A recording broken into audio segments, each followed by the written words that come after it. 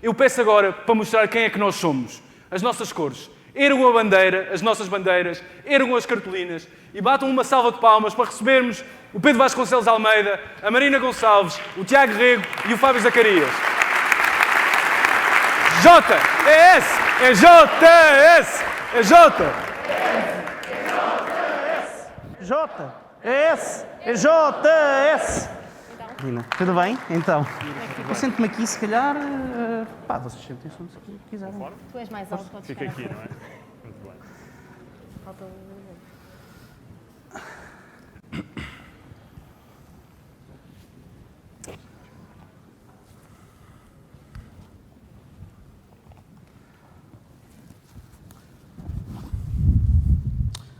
Ora, muito boa tarde a todos e a todas. É com muito gosto que estamos novamente todos juntos nesta belíssima tarde de sábado. Quero começar naturalmente por vos cumprimentar a todos, militantes e dirigentes de base, porque são vocês que fazem a força da juventude socialista todos os dias, todas as semanas, nos vossos concelhos. Obrigado por cá estarem.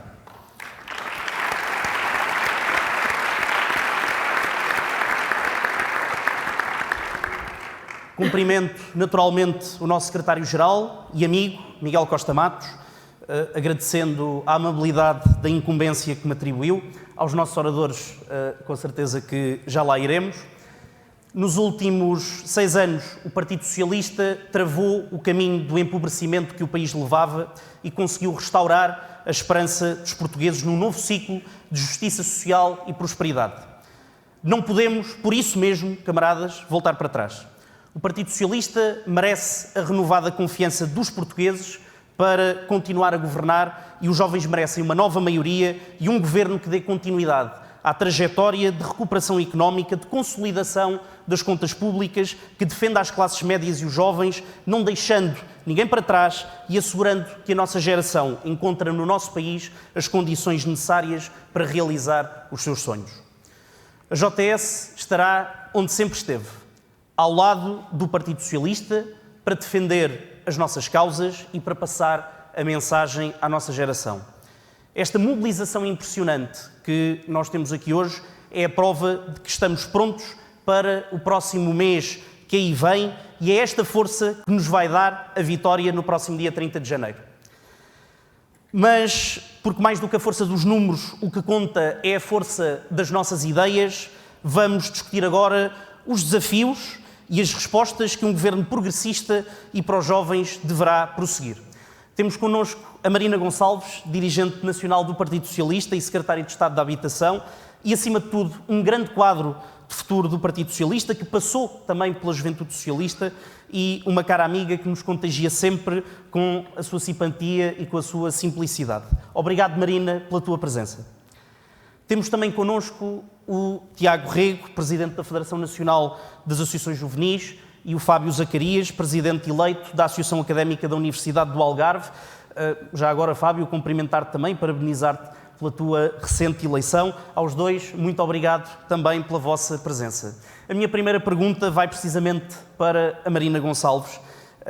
O PRR veio abrir uma janela de oportunidade única para, nos próximos anos, investirmos na expansão da oferta pública de habitação. A JS defende, a este respeito, uma meta de 10% no horizonte 2030 e, desta forma, conseguirmos capacitar o Estado com os instrumentos necessários para passarmos a ter uma intervenção estruturada no mercado e para melhorar a acessibilidade económica na habitação para as classes médias e, muito em particular, para os jovens.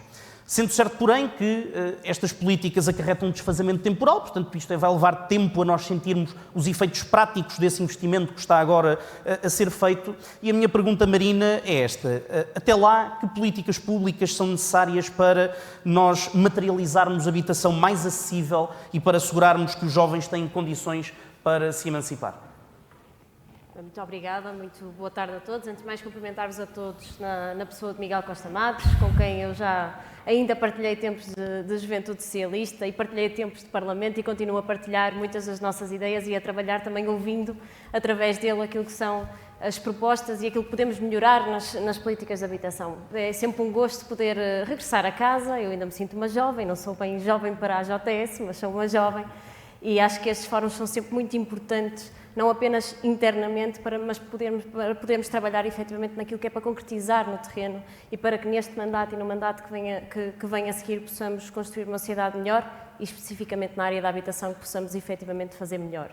Nós, para contextualizar o que vou dizer a seguir, é fundamental, e eu gosto muito do objetivo da Juventude Socialista dos 10%, eu diria mais, isto é um objetivo a curto prazo, tenho a certeza, porque o nosso objetivo é de ir incrementando esta percentagem de parque habitacional público para, efetivamente, sermos capazes de ter uma resposta no mercado e capazes de termos uma resposta para os mais jovens também de habitação pública. E digo isto porque nós, quando falamos, e aqui falou-se muito da saúde, falou-se muito da educação, falou-se da própria segurança social, e quando falamos da resposta pública, para nós não é estranho falar de uma resposta para todos, não nos é estranho falar da necessidade de termos esta universalidade de resposta que chega a todos. Foi-nos sempre estranho fazer isto na habitação. Aquilo que estamos a fazer hoje no Governo, desde 2015, final de 2015, início de 2016, é efetivamente dar à habitação, enquanto pilar do Estado Social, aquilo que fomos capazes de construir nos outros setores, nos outros pilares do Estado Social. Porque sem isso não seremos, de certeza, capazes de construir uma sociedade coesa e uma sociedade para todos, e não seremos capazes de dar aos jovens também esta capacidade de se emancipar, a capacidade de individualmente crescerem e coletivamente construírem uma sociedade melhor. O PRR, como aqui dizias, é uma fonte de financiamento e um instrumento importante, mas não basta para aquilo que é a necessidade de construção do parque habitacional público. O foco é efetivamente esse, e não tínhamos dúvidas que a médio prazo a resposta tem que passar pelo parque habitacional público. Só com essa resposta, que é estável, que é efetivamente a preços acessíveis, que depende da vontade do Estado, mas que no fundo permanece no tempo, só assim é que seremos capazes de criar esta universalidade de resposta, esta garantia de um direito à habitação. Mas a resposta, ao contrário, se calhar na saúde ou na educação, onde um professor pode dar resposta a vários alunos, ou um médico pode dar resposta a várias pessoas, no caso da habitação, uma casa é para uma família. E eu digo isto porque a resposta não é tão imediata na construção de resposta pública e, portanto, nós temos sempre, ao iniciar este caminho, de assumir que não é de um dia para o outro que conseguimos criar esse parque habitacional público. Era muito bom, mas efetivamente não se constrói habitação de um dia para o outro. Isto não nos deve fugir do objetivo que temos a médio prazo. Deve-nos encontrar os tais instrumentos para a curto prazo dar respostas ao mercado, até porque, infelizmente, continuamos a ter muitos e variados, diversificados problemas na sociedade.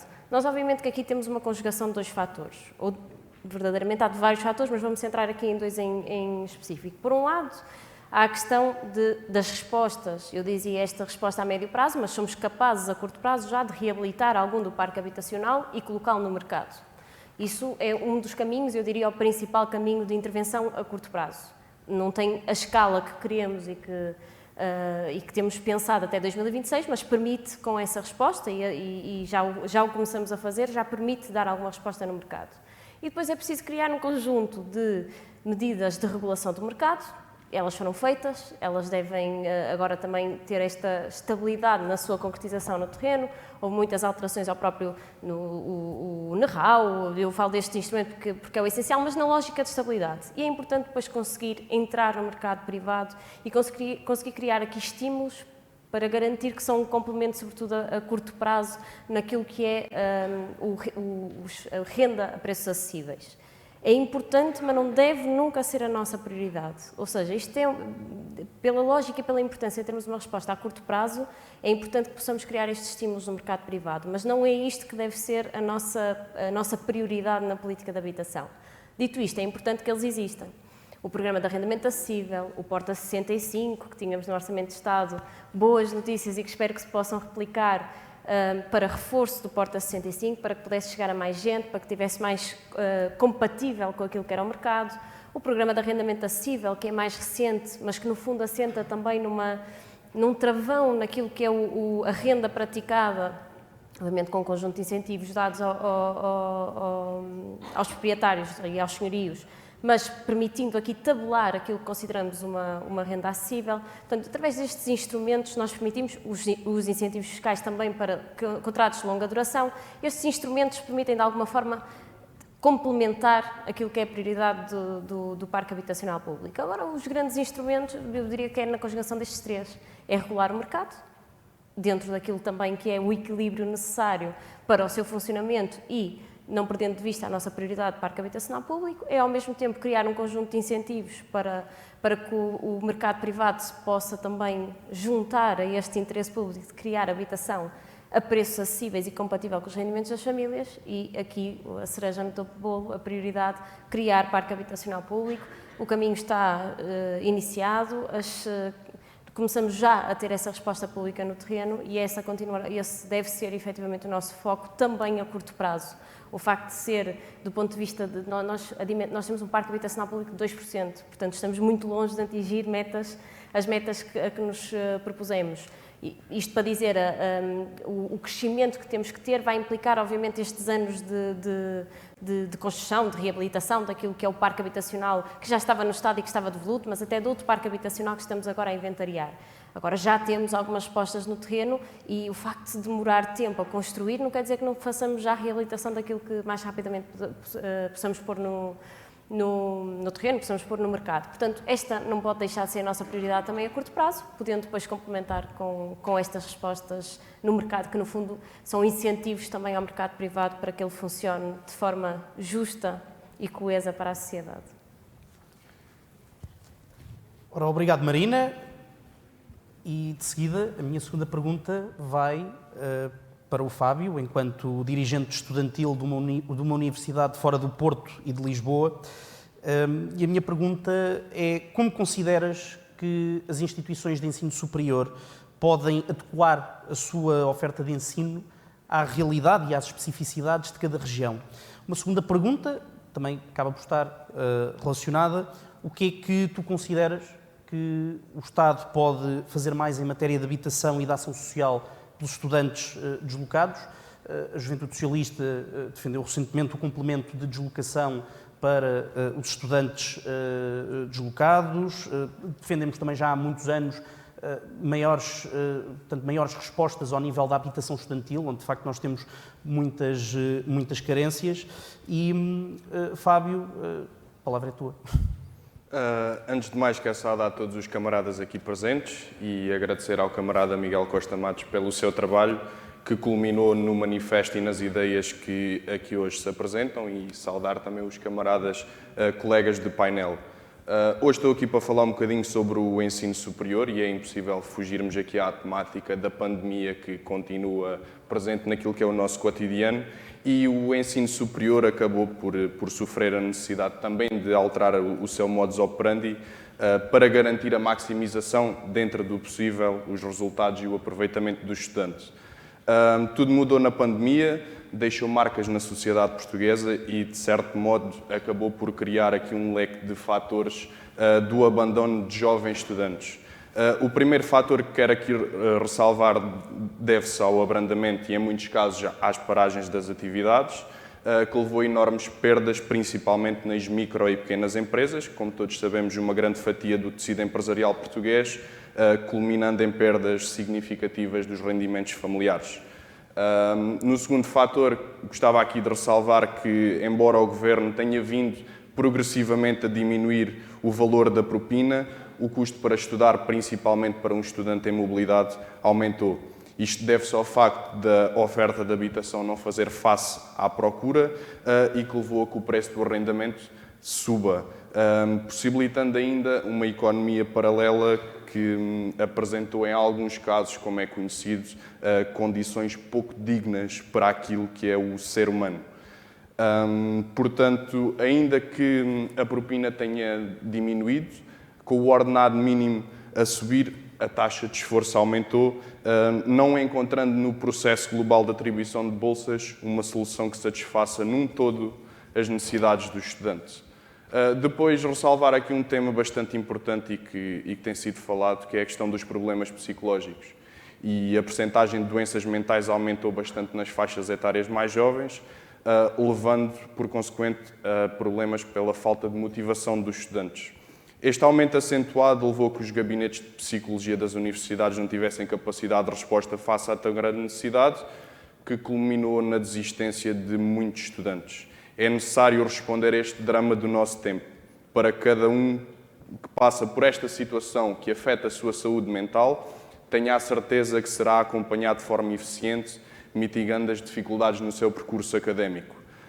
Depois é necessário ressalvar aquilo que foi a adaptação do ensino superior através do ensino remoto, porque acho que ficou aqui claramente provado que foi bastante útil como um complemento neste regresso ao ensino presencial, encurtando algumas distâncias entre unidades de ensino e providenciando um aumento das ofertas formativas de curta duração.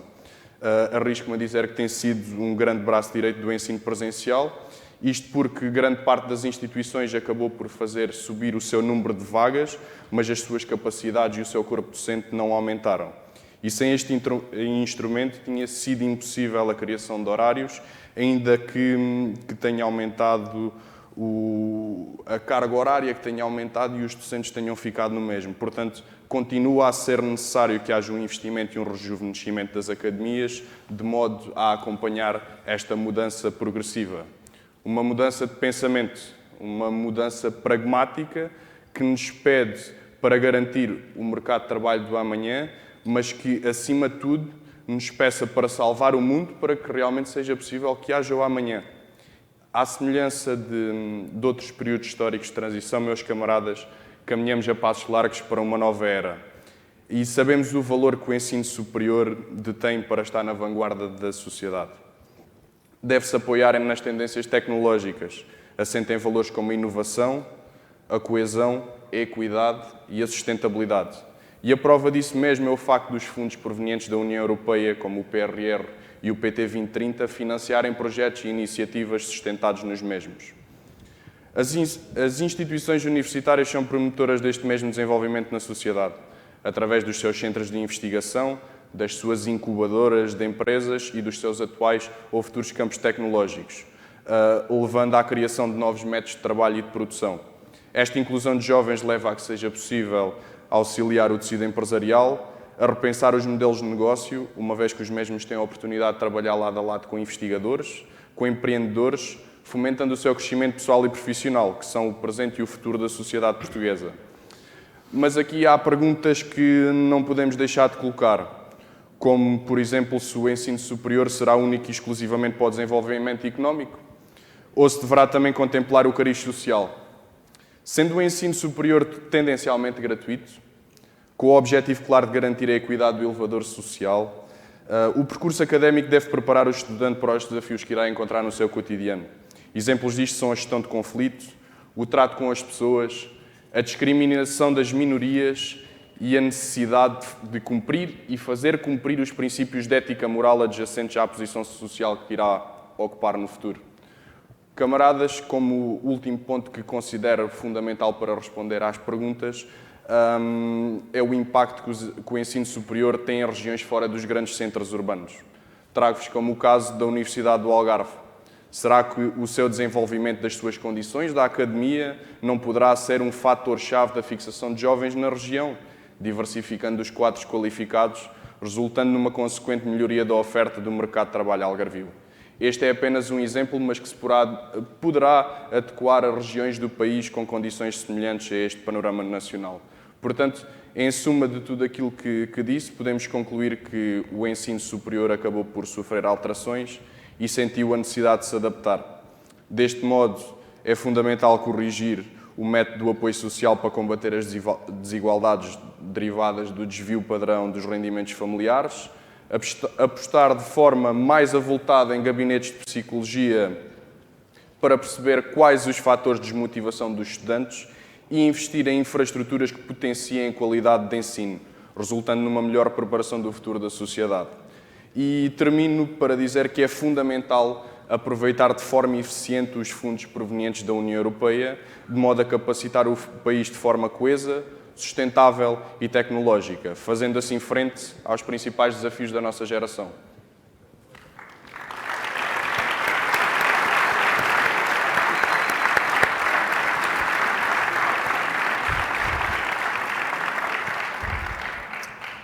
Obrigado, Fábio, e dizer aqui uma coisa que me parece importante, porque de facto tanto o Tiago como o Fábio são também a prova da força que a Juventude Socialista tem no movimento associativo, um pouco por todo o país, seja nas universidades, seja nas associações juvenis, e portanto, também sem mais demoras, Tiago, passar então à questão que tinha reservado para ti. O SPD apresentou no seu programa de governo o voto aos 16. Nós defendemos o recenseamento voluntário aos 16 e um dia do eleitor analogamente ao Dia da Defesa Nacional. E o que eu te queria perguntar era, na tua experiência como dirigente associativo, o que é que tu achas que nós podemos fazer para transformar a nossa democracia representativa naquilo a que Jürgen Habermas chama uma verdadeira democracia deliberativa, isto é, ou seja, como é que de facto nós podemos fortalecer o nosso tecido associativo, como é que nós podemos valorizar a representatividade do diálogo estruturado das associações juvenis e, naturalmente, as dinâmicas de participação e de envolvimento dos jovens na decisão política. Certíssimo. Antes de mais, muito obrigado pelo convite, Miguel. Começo naturalmente por te cumprimentar a ti e em ti todos aqueles e todas aquelas que estão aqui presentes e, de facto, dizer-te que é um gosto voltar a esta casa. Eu pensei que estava um bocadinho à paisana, mas já fui denunciado, não é? Portanto, já todos sabem que eu tenho um percurso ligado, obviamente, à Juventude Socialista e, de facto, agradecer esse convite e dizer que, sem dúvida nenhuma, que é muito bom estar rodeado de pessoas que não se acomodam, pelo contrário, procuram em ser a mudança que querem ver no mundo. A frase não é minha, é sebejamente conhecida, mas que, de facto, é determinante naquilo que é a personalidade e o perfil de um jovem. Naturalmente também, e falando de juventude, Marina, deixa-me só dizer-te, nós de facto, a condição e o espírito jovem é algo que deve ser transversal ao longo da vida. Os jovens esses é que se revezam geração após geração. Isto para dizer que de facto isto serve tanto para ti como para mim, que de facto eu espero que este espírito jovem me acompanhe ao longo de toda a vida, porque sem dúvida será uma mais de espírito, não é? No fundo. Eu sei que às vezes é uma frase feita, mas eu acredito piamente, e ainda para mais nesta fase em que começo a desviar-me um pouco da juventude. Mas dizia também, e queria também reforçar, que esta ideia de que basta ser jovem para ser, ou melhor, a ideia de que não basta ser jovem para sermos irreverentes, criativos e inovadores. Eu já vi muitos jovens como espíritos muito mais velhos do que se calhar uma pessoa de 80 anos. O que é preciso à juventude é ter sempre esta capacidade de olhar para o mundo, ver onde é que as coisas estão menos bem e propor ideias inovadoras, mesmo que elas à partida pareçam disruptivas. Porque também há uma coisa que é verdade. Faz parte de ser jovem, vermos além do nosso tempo. Foi assim com aquilo que eram as nossas formas, e vem de acordo com as nossas formas de estar e de comunicar. De facto, nós todos, de geração em geração, vamos ter comportamentos distintos umas das outras. O que leva a que numa determinada fase daquilo que são as gerações que estão cá há mais tempo, olhem sempre com alguma estranheza face àquela forma de participar, de partilhar ideias. Eu dou sempre este exemplo, muitos dos que aqui estão certamente já me ouviram, e também muitas das frases que eu aqui irei dizer, também muitos de vós já a disseram, porque eu também entendo que devemos construir as nossas opiniões e as nossas ideias através da partilha daquilo que são as boas contributos que cada um de nós tem para dar. E dizia eu que, de facto, o exemplo do Facebook, que no início era um espaço onde poucas coisas lá se dizia de jeito. Hoje em dia, não há político que não tenha uma página de Facebook e que não faça política dentro deste espaço das redes sociais. Assim como hoje, se calhar, os jovens não se identificam com o Facebook e já estão noutra rede social, isto será assim de geração em geração. Cabe sempre àquelas que estão cá há mais tempo, cabe a mim, cabe a todos aqueles que estão cá há mais tempo, olhar sempre com uma capacidade de incluir e de aglutinar essas formas de participar. Isto para dizer que a resposta do voto aos 16 anos, e face à experiência que tenho tido com as mais de 1000 associações juvenis, não visitei todas, obviamente, mas muitas delas visitei e com muitos jovens contactei também em escolas, de facto, sim, faz sentido que haja o voto aos 16 anos. Mas é preciso que esse voto aos 16 anos seja acompanhado de uma literacia política. Nós não podemos só chegar à altura das eleições e dizer aos jovens que eles têm de votar no partido A, B ou C. Nós temos de explicar de imediato também às camadas jovens porque é que há um partido de esquerda, porque é que há um partido de direita, porque é que há um partido ao centro e, de certa forma, o que é que são estas ideologias que todos eles defendem. Não é por acaso que eu tenho dito várias vezes, pese embora o meu percurso seja diferente, que a atual geração é uma geração de causas e menos de ideologias. porque houve aqui uma falha na concepção naquilo que foi a passagem da mensagem das ditas ideologias que, sabemos nós, que uma causa está associada a uma ideologia a uma causa. Agora, cabe é saber transmitir essa mensagem àqueles que depois, na altura de votar, terão essa responsabilidade. E, portanto, eu diria que sim, mas sempre acompanhado disto mesmo. É também revelador, em muitas escolas onde vou, perceber que aquilo que os jovens nos dizem sobre a política é que, de facto, eles não olham com estranheza, a ideia de que estamos próximos ou longe, bom, isso vai de cada um. O que eles nos dizem é que falta muitas das vezes este esclarecimento, esta forma de como é que eles podem, como é que o sistema político se organiza, como é que a política tem realmente um papel interventivo e como é que eles, enquanto cidadãos, podem participar nos vários fóruns que há. Todos vós certamente saberão, porque o vosso percurso é um percurso ligado a uma juventude partidária. Mas ainda assim, nem todos os jovens têm essa participação. Pois reparem também, em 10 jovens, apenas 3 estão ligados a movimentos associativos. Sejam eles a movimentos estudantis, sejam eles a movimentos juvenis, sejam eles a movimentos partidários ou religiosos. Portanto, há aqui uma margem da população jovem que está ainda, por certa forma, a envolver e aglutinar. Por isso, eu também parto sempre para esta discussão, dizendo que se atualmente nós temos uma geração que procura abraçar causas, que é sem dúvida nenhuma uma geração que, apelido face àquilo que tenho visto, mais inclusiva, menos conservadora, defensora de uma igualdade de oportunidades e, acima de tudo, capaz de olhar para o mundo e perceber que o seu papel tem uma intervenção social e tem uma capacidade transformadora, disso não tenho dúvidas.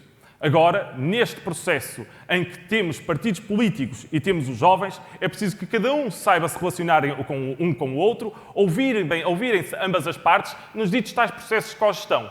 As políticas de juventude não podem ser só políticas de toca e foge. Isto é, quando nos dá jeito fazemos um evento com uma moldura jovem enorme à volta, não é este o caso, fiquem descansados, mas de facto não pode ser este tipo de políticas fragmentadas. E ainda bem, e aqui também não é nenhuma retribuição àquilo que tem sido a política deste governo, foi sem dúvida nenhuma criar uma planificação naquilo que são as políticas de juventude. Políticas de juventude têm de ser elas sustentáveis, políticas de juventude têm de ser justas e políticas de juventude têm de gerar a tal igualdade de oportunidades. Pois muitas das vezes, nesta dita história ou nesta dita narrativa de participar, há aqui muitas falhas. E umas delas têm a ver, ainda há pouco tempo, numa visita que fazia ao arquipélago dos Açores, diziam-me os governantes, sim, Tiago, de facto, nós cá temos associações juvenis, temos associações de estudantes, temos tudo isso. Mas depois também é que torna-se uma aventura bastante difícil quando nós vamos tentar colocar a mesma bitola naquilo que é, por exemplo, um jovem que está na Ilha do Corvo, naquela que é a ilha mais ocidental do arquipélago dos Açores e que, se repararem bem, não tem um voo direto para São Miguel, ou melhor, não tem um voo direto para a capital, tem de fazer escala em São Miguel e tudo isto. Isto parece uma coisa irrisória. Agora, eu desafio-vos a estarem, de certa forma, nas mesmas condições que estão esses jovens e, portanto, no momento em que nós não conseguirmos estabelecer esta dita igualdade de oportunidades para a juventude, também será sempre muito difícil que nós também lhe coloquemos o ónus digamos, a pressão ou o compromisso de terem de ser eles também permanentemente a agitar os partidos políticos ou aqueles que estão cá há mais tempo, sendo certo e determinando de uma coisa que também acredito em absoluto. É que será sempre este desassossego da juventude o elixir eterno, ou melhor, da vida eterna da humanidade. Sem dúvida nenhuma que são estas formas de estar, estas formas disruptivas, que irão sempre desassossegar quem por cá está há mais tempo e cabe-vos a vós, cabe-me a mim, cabe-nos a todos aqueles que têm essa ambição de ir trabalhando nesse sentido. E por aqui me fico, na certeza que poderei ainda voltar a usar da palavra. Obrigado. Com certeza. Obrigado, Tiago.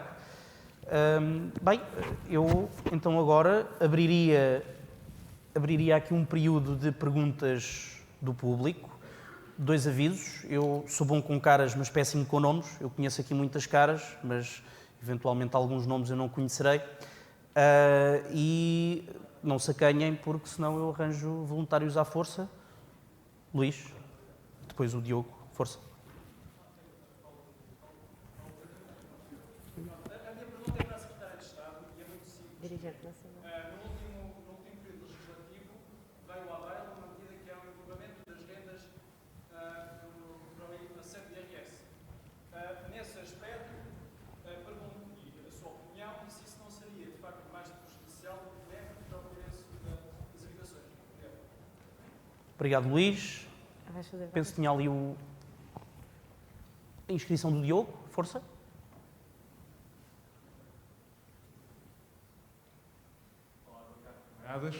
A minha pergunta também é para a nossa camarada Marina Gonçalves.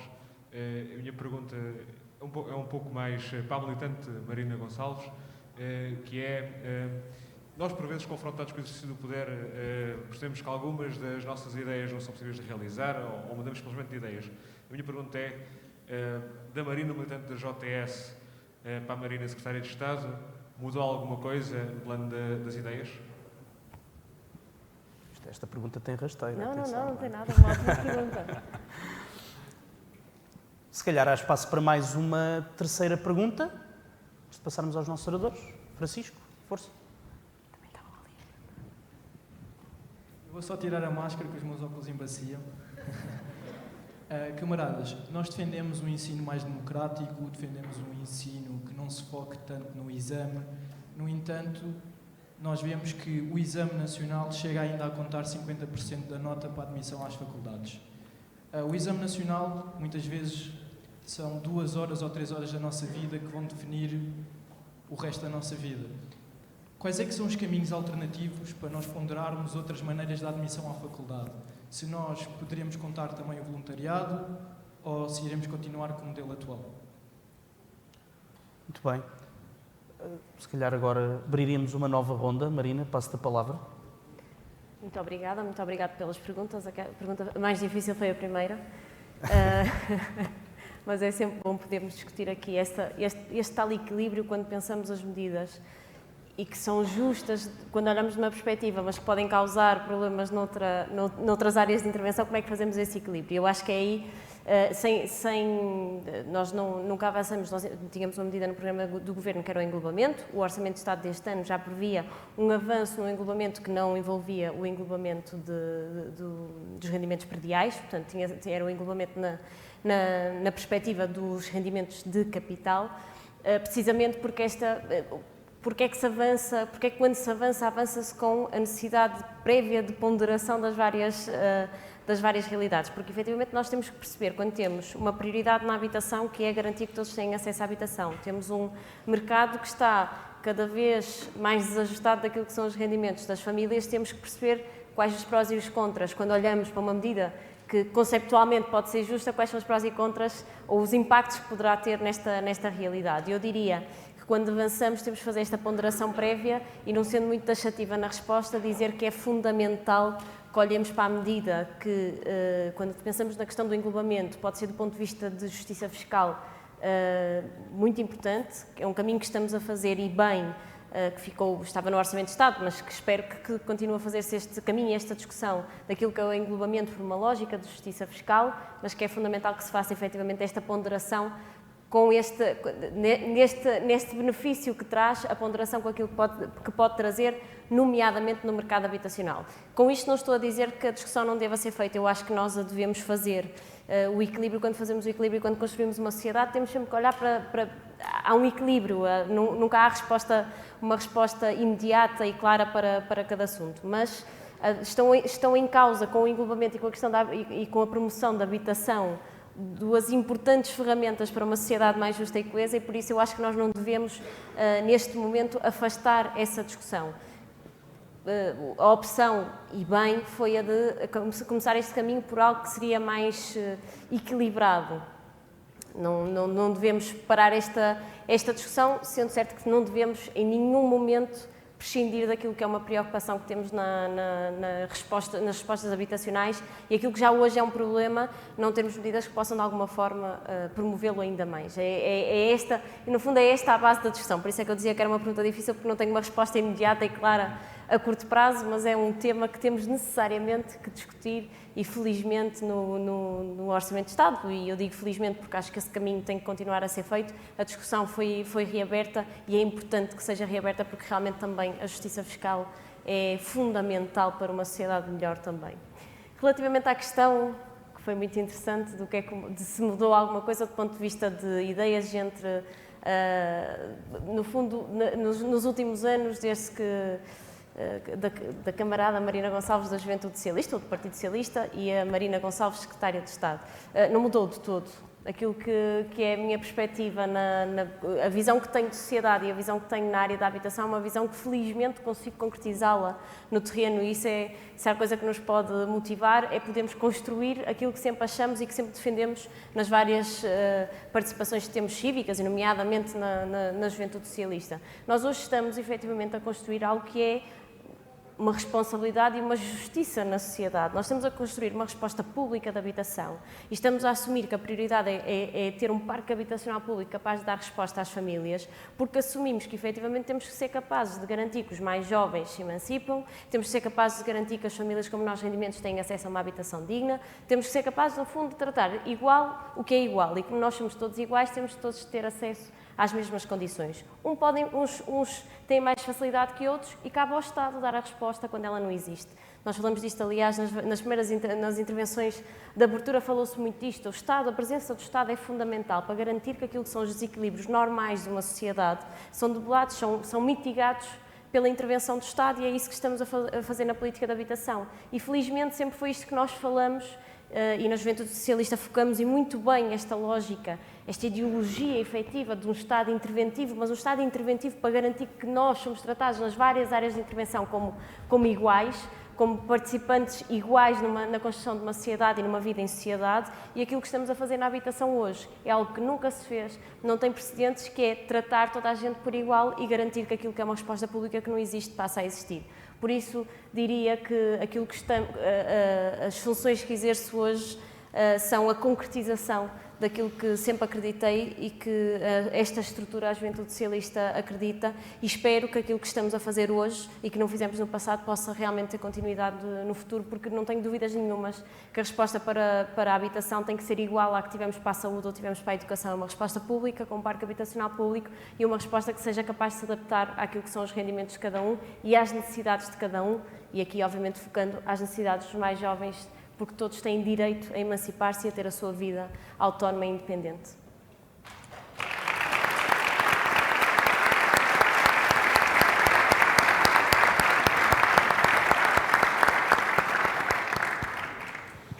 Bem, embora algumas das perguntas fossem mais dirigidas à Marina, eu pergunto... Eu deixei esta última, não respondi a última, que era para passar para os meus... Exatamente. Fábio, Tiago, quem de vocês quiser começar? Se calhar seguimos a ordem de há bocadinho, não é? Força.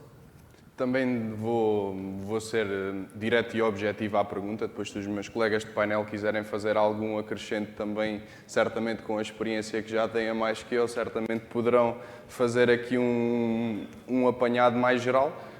Concordo com essa questão. O acesso ao ensino superior tem que ser equidistante para todos. Ainda assim, já temos várias modalidades daquilo que é o ingresso ao ensino superior.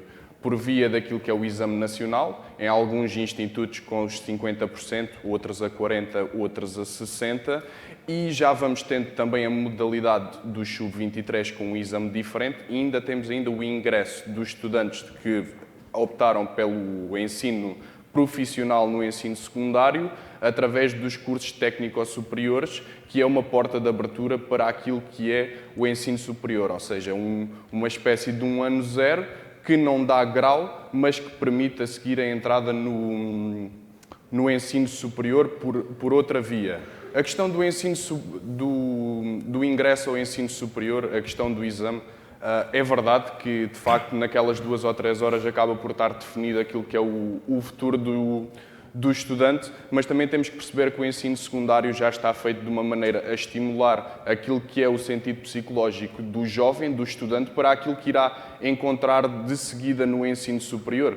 Porque todos os nossos momentos, todas as nossas vidas são feitas das nossas decisões, dos nossos atos que trazem consequências.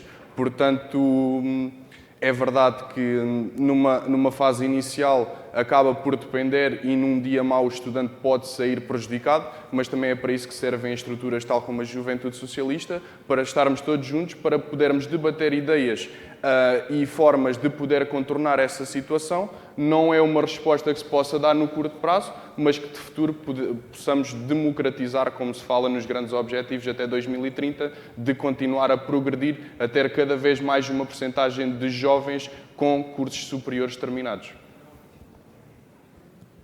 Tiago? Eu também, de facto, ou seja, só acrescentar uma pequenina coisa, de facto, eu concordo em absoluto concordo e que não, ai de que eu não concordasse face àquilo que é o movimento associativo juvenil, que tem no voluntariado o seu maior pilar. Obviamente, digo juvenil e estudantil, obviamente. É claro que naquilo que é a valorização do voluntariado no acesso ao ensino superior, sem dúvida que era um estímulo. Era um estímulo não só para aquilo que era, para nós levarmos mais jovens ainda a fazerem voluntariados, apesar de eu achar que a nossa geração, a minha, a vossa, são gerações marcadas pela solidariedade, contudo, é necessário, de certa forma, disputar mais processos de agregação de mais jovens para este processo. E também há aqui outra questão, ou seja, nós temos também, e a escola e a atual política para a educação tem seguido muito esta linha, é que de facto a escola procura formar, do ponto de vista das competências educacionais, mas também daquilo que são as competências sociais.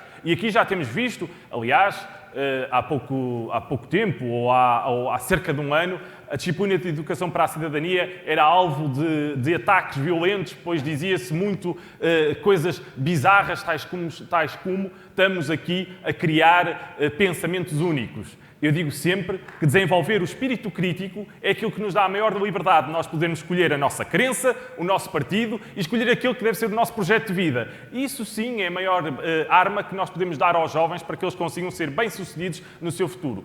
Obviamente, conjugando isso com aquilo que são as competências educacionais, formidável. Eu dou-vos só este exemplo. Há uma semana, estive na Rússia, precisamente em São Petersburgo. E dizia-me um governante russo, agora posso dizer porque estou em segurança, lá não podia fazer com toda a liberdade, dizia-me ele, bom, de facto, vocês em Portugal têm uma disciplina, porque eu lhe havia dito, uma disciplina de educação para a cidadania, nós cá temos uma coisa parecida que é a educação para a pátria. Porque, de facto, não há mal nenhum em nós ensinarmos os nossos jovens do amor pela pátria, pela mãe Rússia, pela família, pelo trabalho. Eu diria, não, apenas é só o fascismo que nós vivemos há uns tempos atrás no nosso país. Mas dizia-me ele assim, não, de facto é uma forma diferente de estar. Ao que depois alguém lhe pergunta também, bom, mas nos direitos humanos ainda há muito a fazer. Dizia ele, não, de facto, dê-me um exemplo. Só vos estou a transmitir esta realidade para que fiquemos todos com aquela noção de que os nossos direitos e as nossas liberdades não são de todo adquiridas. Dizia-me ele assim, bom, um belga questionável. Sim, de facto, naquilo que diz respeito aos direitos dos LGBTI, e por ver tantas bandeiras aqui também associadas a isso, de facto tem direitos diminuídos aqui na Rússia. E dizia-me ele, pois, de facto, não estou a perceber a pergunta, porque nós cá não temos disso. Se vocês têm, ou estão que criem legislação para tal, nós, como não temos, não precisamos de criar essa legislação. Vejam o quão hipócrita um Estado pode ser naquilo que nós, na Juventude Socialista, defendemos, que é um Estado, sim, que seja capaz de nos munir das ferramentas certas para que nós consigamos ter um projeto de vida bem-sucedido, para que nós possamos ter o direito à nossa emancipação condigna, para que nós possamos realizar os nossos sonhos. E não há situação pior do que nós termos um Estado que nos impeça de ter um pensamento livre, um pensamento que nos permita ajuizar sempre, em cada momento da nossa vida, aquilo que é, de acordo com os nossos valores, o caminho que queremos seguir. E, portanto, quando falamos do voluntariado, sim, para mim é fundamental que nós estimulemos aquilo que são a participação jovem através por via do voluntariado, por via das associações juvenis, e que ele seja definitivamente majorado no acesso ao ensino superior e que seja, de uma vez por todas, também colocado como algo fundamental naquilo que é o nosso caminho enquanto cidadãos que realizamos ou que temos a ambição de termos uma cidadania plena e ativa na sociedade. E, portanto, não poderia deixar de estar mais de acordo com isso mesmo. E estou certo que o caminho que está a ser feito atualmente irá culminar precisamente nessa solução e, quando lá chegarmos, de certa forma, estaremos todos satisfeitos por ver que essa meta foi atingida. Muito obrigado.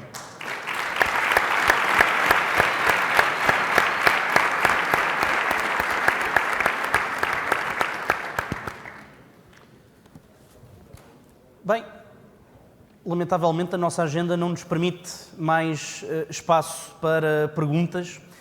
Eu também não irei cometer a deselegância, porque houve uma vez alguém que me ensinou que uma coisa que nunca se deve fazer nestas coisas é um resumo ou uma resenha de tudo aquilo que os oradores disseram anteriormente. E, por isso, não vou cometer essa deselegância. Agradecer a participação de todos, eventualmente pedir desculpa aqui aos nossos camaradas que ficaram aqui nas minhas costas.